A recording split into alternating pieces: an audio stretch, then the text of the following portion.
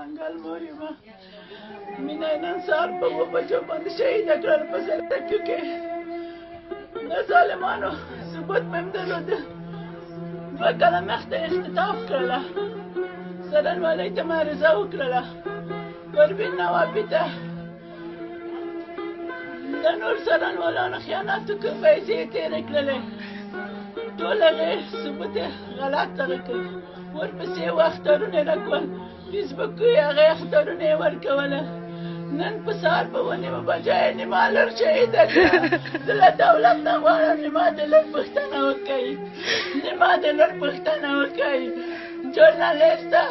لایقه وه جلکۍ وه شاعره وه نوې زنده وه چا یې پوښتنه نه کوله خیر دی نیما د لور پوښتنه وکړي و خدایا جزا ورکړي ظالم ته جزا ورکړي ډېره خو به سوبله کړې وه ډېره ایسته ده ډېرې ور اختطاف کړله 14 پچکاره یې ورکړلې 15 نفر وواله ګل زمان سید محمد نواب دوست محمد دا نور وریډونه یې مکمل نظر محمد دغه ټولو پیسې څرنګوالي کې تېرې کړلې د مینې دا یې ټوله ناکامه کړله نیما غږ واورئ نیما غږ واورئ نیما ډېر سوه زړه ده دا د روزې میاشتې ده هغه څرنګوالانو یو نوم نه درته عارف نومېږي یوه پروین نوابي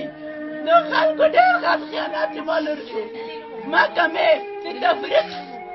تفریق مسله یې اثبات کړله په تفریق کې اختطاف ته اثبات کړ په توصیه کې اختطاف ته سوی ده پوښتنه یې راته وکړئ چې اختطاف سوی د چا له خوا نه چېرته به وسوې ده نیما د لور پوښتنه وکړئ دا هم د مینې منګل مور ده او هیله مې دا ده چې دولت باید غږ واوري او دوی ته خپل قاتلین معلوم دي چې چا یې لور په قتل رسولې ده نو هیله مور څخه دا ده چې زر تر زره د دغې مور غږ واورېدل شي او قاتلانو ته باید سرسخته جزا په عام محضر کې باید ورکړی شي دا هغه مور ده چې زړه یې ټوکېدلی دی سهار وخت هغه مینه چې سهار پاڅېدلې ده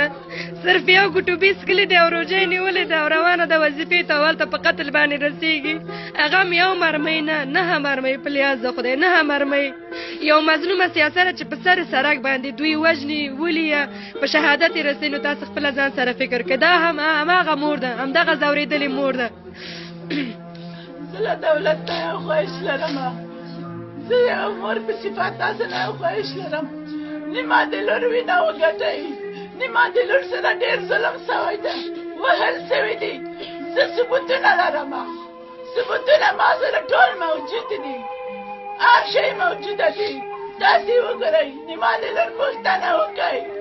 عاملین یې ټول په قاتل ورسوئ اعدام یې کوئ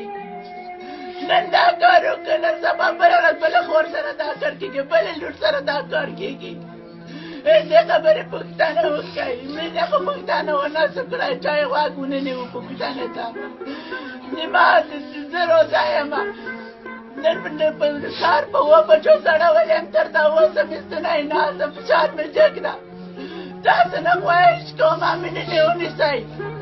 امینې اجازات ورسوئ اجازه یې ورسوئ بندیانې وایي مو چې پیسې ترې ځان خلاصوي اعدام یې کوئ اعدام یې کوئ دولت ته دغه خواهش لرمه مننه